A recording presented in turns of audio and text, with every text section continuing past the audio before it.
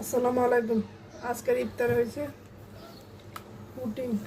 এখানে আমি 2টা ডিম দিয়ে একটা পুডিং তৈরি করব। চিনি একটা ক্যারামেল বানিয়ে ফেলবো, ওতে পুডিংটার কালারটা সুন্দর আসবে। চিনি ক্যারামেলটা তৈরি হয়ে গেছে।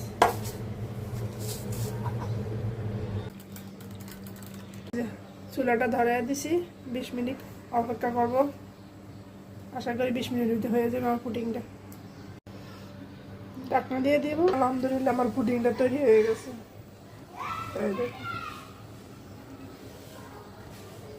চুলা থেকে নামায় এখন আমি ঠান্ডা পর্যন্ত অপেক্ষা করব।